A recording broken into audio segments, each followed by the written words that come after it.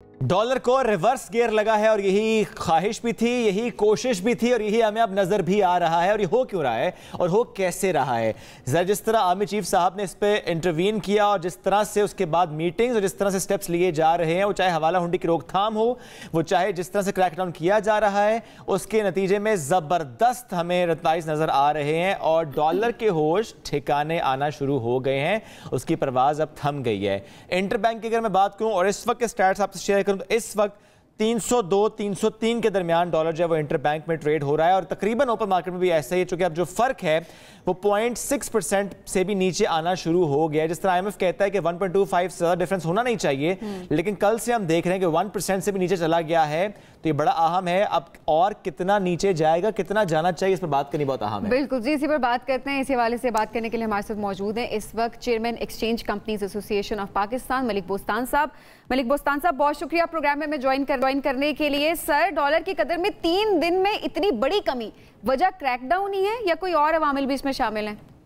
मैं सबसे पहले अल्लाह का करम है और उसके बाद जो ज्यादा क्रेडिट जाता है वो chief of army staff Asim Munir साहब को जाता है, जिनकी कोशिश से हमारे कहने पे ऑपरेशन शुरू हुआ, उनके खिलाफ क्रैकडाउन हुआ और हवाला और हुंडी और ब्लैक मार्केट का खात्मे के लिए उन्होंने काफ़ी लोगों को पकड़ा भी है और कुछ से पैसे भी जब्त किए हैं। और जितने भी हमारी बॉर्डर थे ईरान अफगानिस्तान जिसमें सबसे ज़्यादा स्मगलिंग होती, तमाम सी पोर्ट को भी बॉर्डर को भी सील किया और जिसकी वजह से आपने देखा डॉलर का रेट 340 से कम होकर आज अल्लाह का शुक्र है 302 पे आ गया। और मुझे उम्मीद है अगर इंटरबैंक गिरते हैं तो आज 300 से भी नीचे जाएगा तो बड़ी तेजी से फिर गिरना शुरू हो जाएगा। तो ये बड़ा सख्त बैरियर था, इसको तोड़ के 340 पे गए और इससे पहले 300 से नीचे रही थी मार्केट और इंशाल्लाह अल्लाह की ज़ात से उम्मीद है कि इसमें समझूँ चीफ ऑफ आर्मी स्टाफ ने जब निगरान हुकूमत हाथ छोड़ के बैठ गई और उन्होंने ये स्टेटमेंट देने शुरू कर दी कि हमें नहीं पता कि इतने गंभीर हालात है, हम तो चार्ज ही न लेते।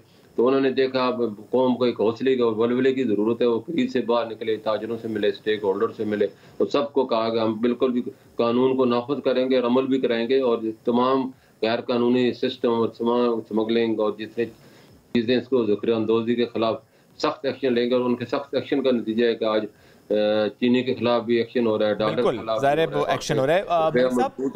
इस वक्त अगर हम ये सवाल करें कि एक्चुअल रेट डॉलर का क्या है अगेंस्ट रूपी, तो व्हाट इज योर आंसर? चूंकि ज़ाहिर है हम देखते हैं डॉलर की कीमत जब ऊपर जाती है, हमें अब ज़रा आर्टिफिशियली चीज़ें नजर आती हैं, बहुत से अवामिल इसमें होते हैं, मिडिल मैन इसमें होता है। एक्चुअल रेट इस वक्त आपकी नज़र में डॉलर का अगेंस्ट रूपी क्या है? देखो जी, हमारा तो शुरू से यही कहना है कि और हमारा कहना तो कोई ज़ाहिर है कोई मानता नहीं, क्योंकि पाकिस्तानी कोई कहेगा तो उनको यकीन नहीं आता। लेकिन ब्लूमबर्ग ने पिछले महीने ये रिपोर्ट अपनी शाया की थी, आपने पढ़ी भी होगी। रुपया बहुत ज़्यादा अंडर वैल्यू और उन्होंने कहा कि 240 और 250 के दरमियान होना चाहिए।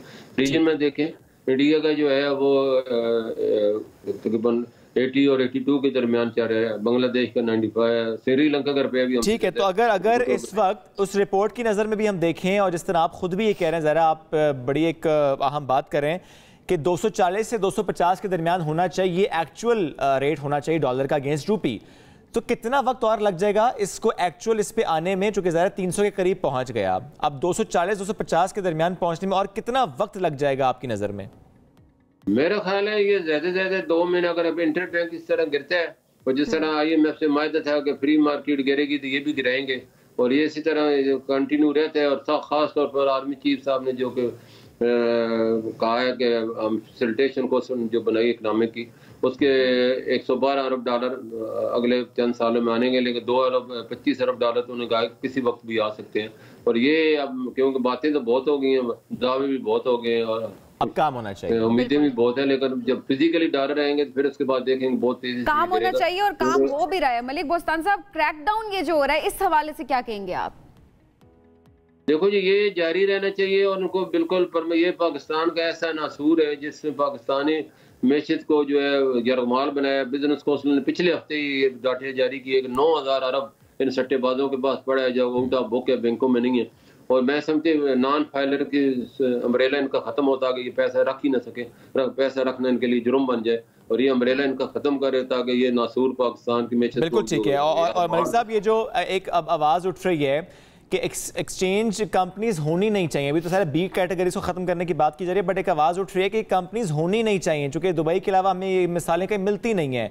आपका इसमें क्या टेक है? क्या वाकई ये दुरुस्त बात है कि सिर्फ बैंक्स को अपने एक्सचेंज कंपनीज खोलनी चाहिए, अपने डेस्क खोलने चाहिए, बैंक इसको ट्रेड करें, कंपनीज ना ट्रेड करें? What do you think?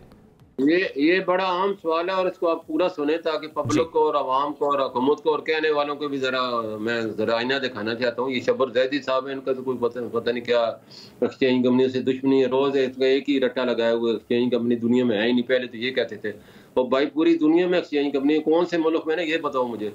Dubai में एक्सचेंज कंपनी है, सिंगापुर में, जापान में, चाइना में, यूके में, अमेरिका में, कौन सा मुल्क है वो बता दो कि जहाँ एक्सचेंज कंपनी नहीं है। और एक्सचेंज कंपनी का बड़ा रोल है और ये खामखा नेगेटिव अंदाज में पेश करेंगे। एक्सचेंज कंपनी ने 2010 से अभी तक 50 अरब डॉलर लेके आई है, 50 अरब डॉलर, और उसमें से 31 अरब डॉलर गवर्नमेंट पाकिस्तान को कमर्शियल बैंकों के जरिए।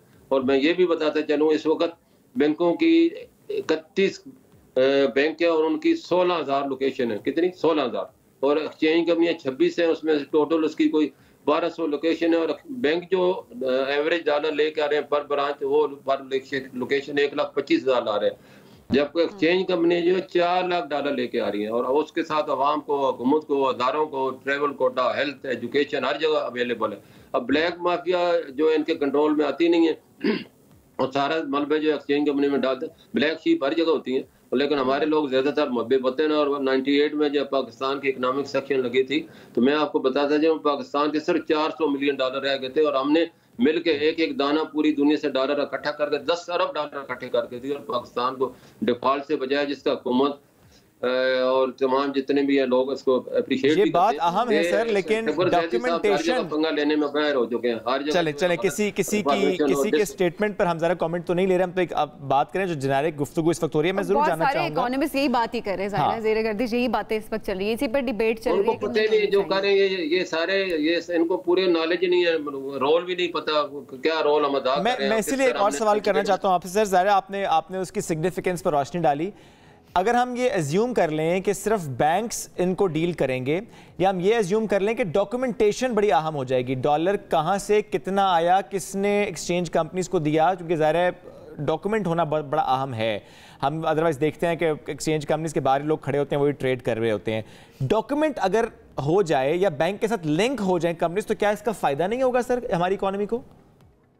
देखो बहुत फायदा होगा। हम तो लिंक है ये लोगों को, मैं यही तो कहता हूँ जितने भी ये तबसरी कर इनको हकीकत का पता नहीं है। हम आप कभी किसी एक्सचेंज कंपनी में फिल्म बनाए ना अपनी, ताकि आपको पता चलेगा एक्सचेंज को ये नहीं सबसे ज्यादा कंप्लाइंस करिए। हम क्लाइंट का वीडियो बनाते हैं, बायोमेट्रिक कराते हैं, उसका सोर्स पूछते हैं, उसका पर्पस पूछते हैं, उससे शनाख्ती कार्ड लेते हैं, उसकी तस्वीर खींचते हैं उसके रसीद पे। इससे ज्यादा क्या है, आप उसके कपड़े उतरवा सकते हैं और तो कुछ सर अगर आप ये इतनी सख्तियां करेंगे तो मैं इस सवाल इसलिए करना चाह रहा हूं कि जो इस वक्त अपने लॉकर्स में डॉलर्स रख कर बैठे हुए, अपने घरों में डॉलर्स रख कर बैठे हुए हैं, वो इस डर से नहीं जाएंगे एक्सचेंज कंपनीज में कि इतना कुछ पूछा जाएगा हमसे। अब ये तो देखो गवर्नमेंट ने किया, हम खुद भी कहते हैं ये हमने इतना ज्यादा सख्तियां नहीं होनी चाहिए।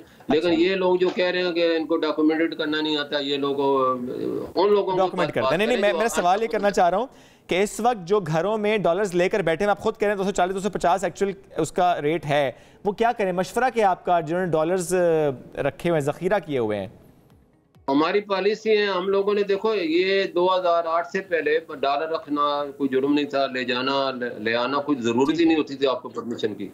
तो ये कानून था जिसने सबको शेल्टर दिया हुआ था और लोगों ने अपने उसको डॉलर बड़े पैमाने में खरीद के रखे और जब चाहते थे अपना बक्सा भर के भी अगर बाहर ले जाते थे कस्टम वाले उनको रोक नहीं सकते थे। उसके बाद ये कानून चेंज हुए और लोगों के पैसे घरों में पड़े। हमारी हुकूमत ने ये पाबंदी लगा दी स्टेट बैंक की, जो भी डॉलर देने अगर उसकी ये सारी चीजें आप करें जैसे मैंने बताई, वीडियो भी बनाए, पर्पस भी बनाए, तो वो पागल है, वो अपना पूरा डेटा आपको दे देगा। ठीक है, बहुत शुक्रिया प्रोग्राम में वक्त